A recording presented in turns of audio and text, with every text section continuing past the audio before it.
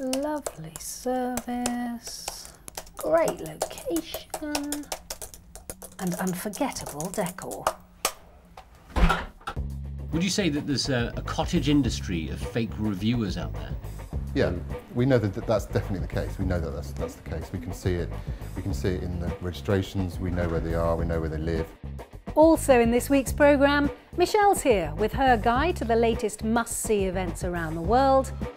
And we visit the hotel in Holland, where you check in married and leave single.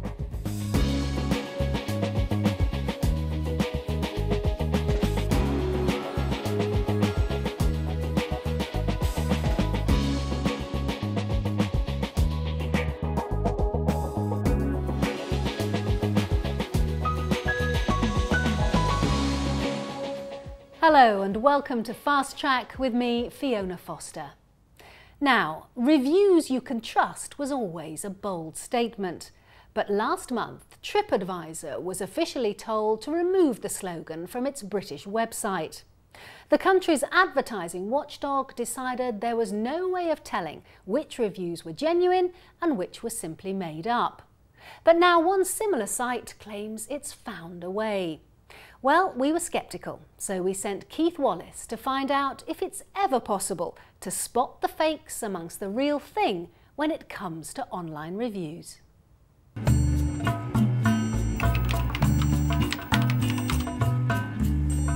Trust in me, just in me. Close your eyes, trust in me. Call it a safety net, call it all part of a build-up. Not many of us book a room without consulting the internet first these days. The online review industry has become pretty big over the last few years. When you're booking a holiday or booking hotels, how important are hotel review websites for you? I think it's very important. I use it a lot. Actually, I'm going on holiday this summer and I chose a hotel after reading the reviews. So I think it's good. It's really important. Why? Yeah, because we have to know if the room are clean, if the staff is friendly. In the website, you saw like a perfume, the hotel. But when you stay in a hotel, all the things is different. We have a problem with the room, with the employees, everything. Right now, the market's dominated by one website, TripAdvisor, the most visited travel review site in the world. Only last month it made headlines when Britain's Advertising Standards Authority took issue with its banner slogan. It's all because the advertising watchdog has wrapped TripAdvisor for claiming that the reviews posted on its site were honest, trusted and from real travellers. Trust in me. But imagine if it wasn't just the odd bit of over-egged bile from a guest with a grievance you had to watch out for, but something more widespread. Look hard enough and you'll find a number of adverts that offer unscrupulous copywriters money for bogus posts on behalf of hoteliers, restaurateurs or bar owners looking to buy themselves a good reputation. So just how much of what you read can you really trust?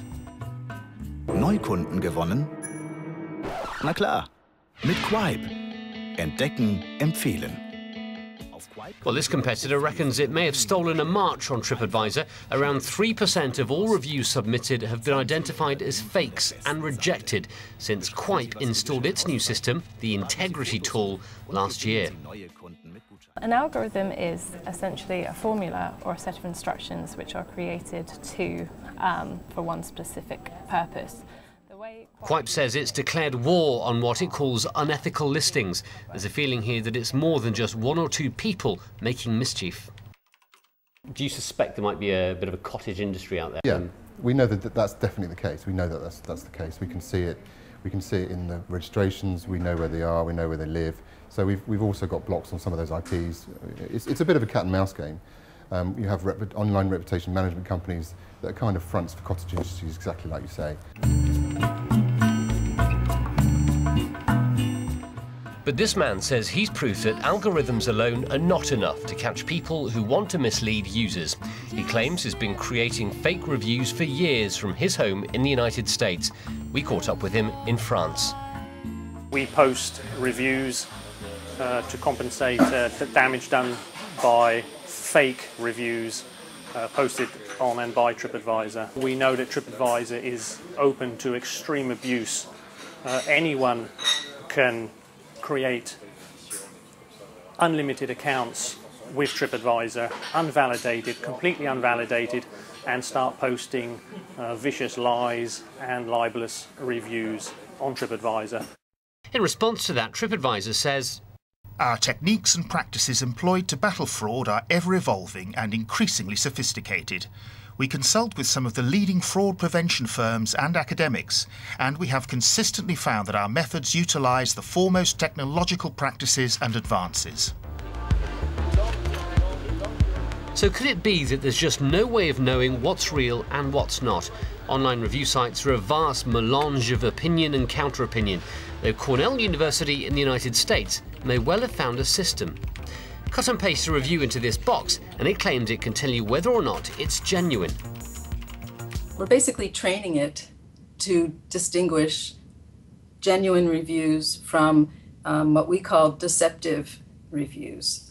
Scarily, maybe, people cannot tell the difference.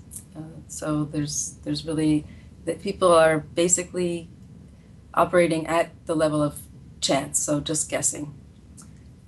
And then we trained the learning system on these reviews, and it's able to get about 90% accuracy. So I've had a couple of goes now at cheating the search engine, and I think I'm beginning to get the hang of it. You just have to know which keywords ring alarm bells. So it might well be able to weed out the odd punter with a grudge, but for professional, determined copywriters, there are still ways and means. So what exactly do we need to look out for? Often you get a review that is kind of not necessarily relevant to the place that you're looking at, or it doesn't seem like there's been a particularly involved experience, or it's so way away from what everybody else is saying. It just doesn't seem real, I think. It's very difficult to see if it's real or true. I think you should read the review clearly and read what is good and what is bad in the review. And a lot of times you can tell what type of person is writing the review. When an establishment has an excellent track record and has 30, 40 plus excellent reviews, and suddenly in a 2-month period they get 6 negative reviews, then we suspect that there is a campaign against them, a slander campaign from the competition. Words that focus on why you were traveling and who you were with. So words like family, husband, vacation, and business. In fact, the very top clue is the phrase, "my husband." Trust in me, just in me. So as quickly as loopholes are closed, the scammers always find new ones. That's why Quip won't tell us the secrets of its new algorithms. But this appears to be an abusive relationship we just can't leave. Irish agents GoHop recently asked 80,000 people if they trust review sites. Nearly 9/10 gave them a thumbs up. Keith Wallace, proving you just can't believe everything you read. So what do you think? How much trust do you put in online review sites? Do let us know at our usual address, fasttrack@bbc.com. And here are some of your thoughts on our recent programmes. The debate over ski helmets continues to gather a healthy downhill momentum, following our recent programme on how many of you still don't wear helmets on the slopes. Sue Wink's been skiing in Austria, and she writes, "I noticed only one person not wearing a helmet. It seems to have become second nature here that everyone, not just children, wears one." And Claire Stone from England agrees. This year it was rare to see anyone not wearing a helmet in the US. I would never ski without one again. While it does give a sense of protection if you take a tumble, it hasn't made me take greater risks. Those sort of skiers will take risks regardless. But you're not all united on this.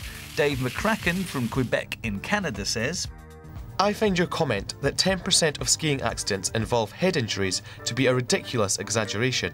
In 30 years, we have had only one head injury. It is more important and more effective to promote good behaviour on the hill than to enforce the wearing of helmets, which may in fact just encourage more dangerous behaviour. Let's have a look at what else is making news in the world of travel this week.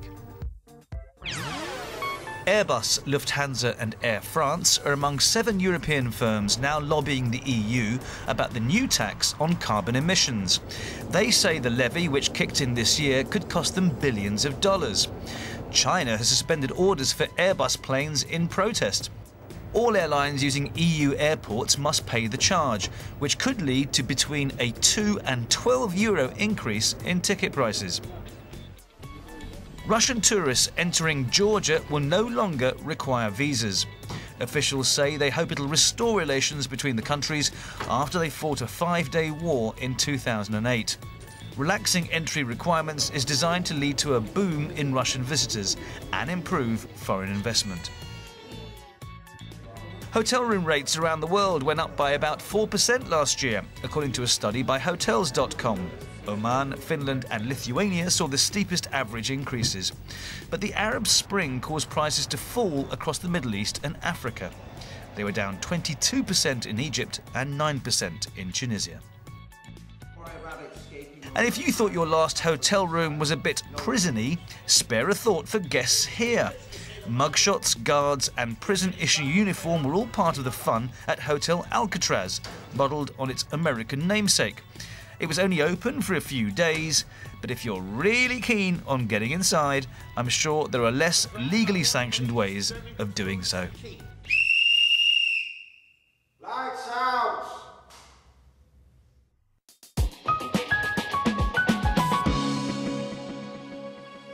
Time for a short break now, but do stay with us because coming up in part 2, we'll bring you a rundown of things you really won't want to miss around the world happening soon, and we also check into a heartbreak hotel in Holland that prides itself on making sure you arrive as a couple and leave on your own.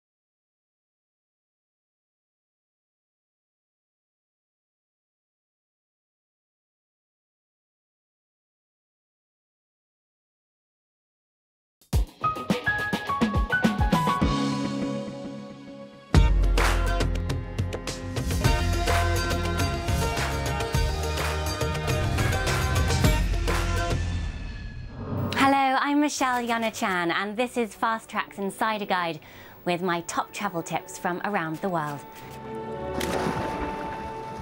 Now, embarking on this trip is a bit of a gamble, but it's one worth taking. The Sardine Run in South Africa doesn't happen every year, and its location is never certain either. But take a risk and head to the wild coast of the Eastern Cape, when between May and July, millions of sardines stretching for kilometres can be found swimming along the KwaZulu-Natal coast, followed in hot pursuit by diving gannets and cormorants, as well as seals, dolphins and sharks preying on the massive shoals. The run can be witnessed from a boat, but the brave will take to the water and snorkel or dive amid the fray.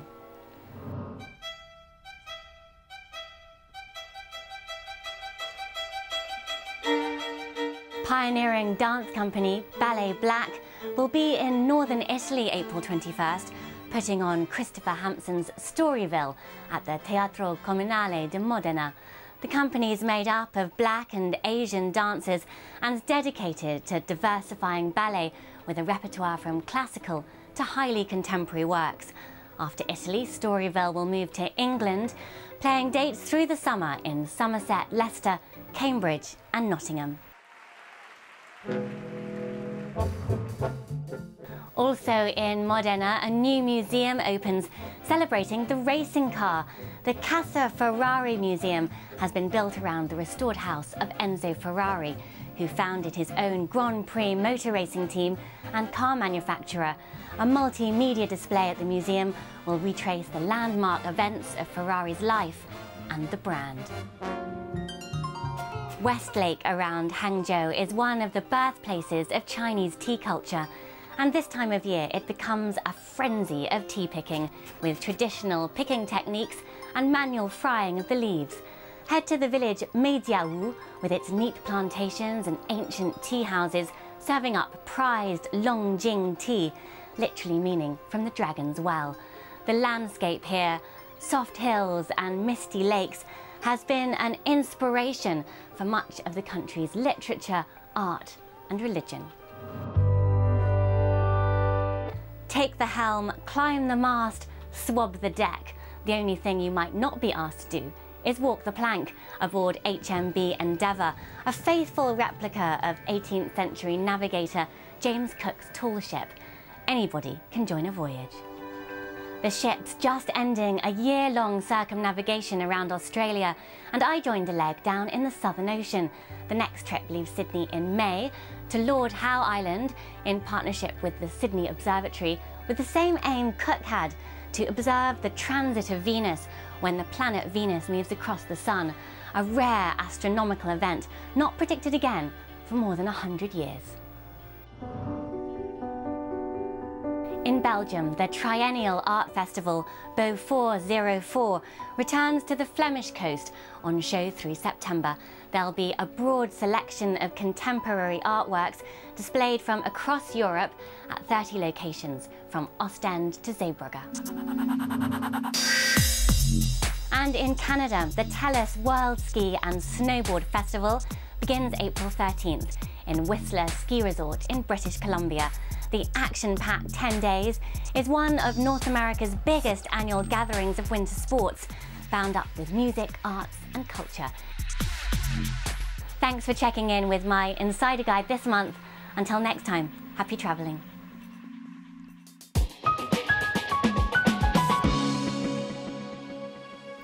Thanks, Michelle. We'll see you again next month. Now, it's a sad fact that not all marriages end happily ever after. And going through a divorce can be a messy, not to mention time-consuming process. But the Dutch think they may have found the answer. The Divorce Hotel. It's a new concept where couples can check in and spend the weekend going through all the necessary paperwork and negotiations. Anna Holligan has been to the hotel where, for many couples, romance comes to the end of the road.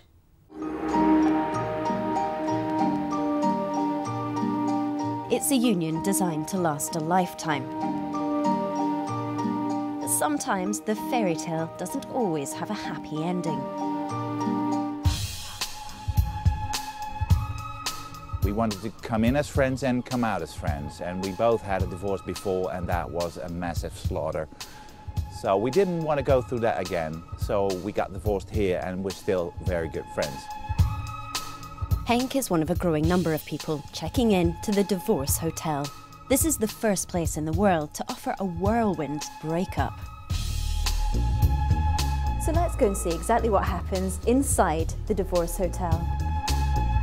First things first, you might want to steady your nerves with a quick drink at the bar. And perhaps relieve some of the pressure with a quick session in the sauna before meeting the mediator.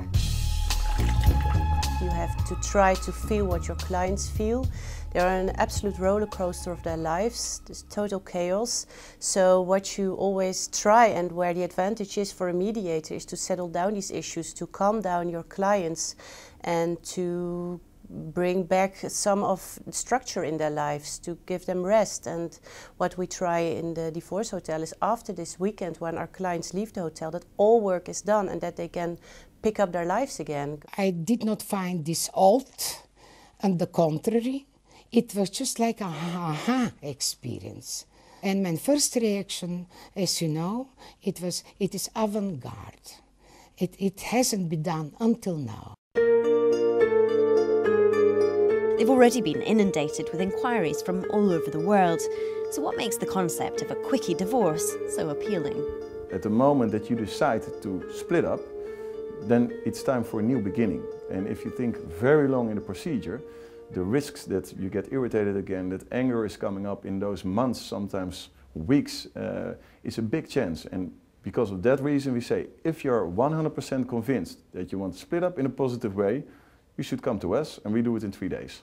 The Netherlands is still a relatively religious country, with many people following the Catholic faith. But that's starting to change, and these days around 40% of all marriages end in divorce.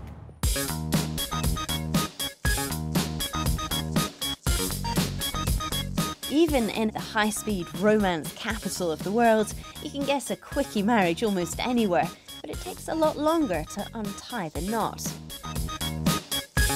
But is it really healthy to be able to end such a deeply entrenched legal and emotional connection in the space of just a weekend?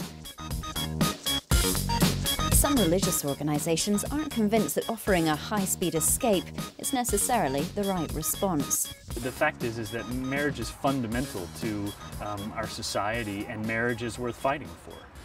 And so what I long for, what I would hope to see, is the forces of our society, government, churches, and entrepreneurs bringing innovation and creativity to actually help couples move towards a healthy relationship, rather than trying to find ways to make money off of getting out of a marriage.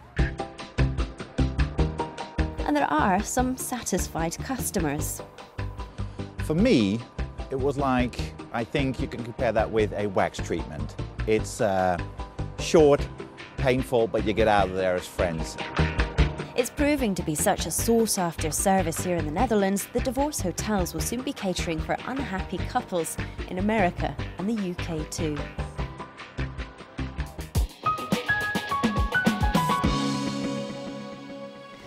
Anna Holligan reporting from Holland and a hotel where single supplement takes on a whole new meaning. Well, that's it for this week. Join us again next week if you can, when we'll be taking a trip on a newly launched business route from Asia to Europe. And we'll be asking if it can succeed where many others have failed. Before that though, don't forget to check out our website for a whole host of films from our archives and a lot more besides. And while you're there, why not follow the link to BBC Travel?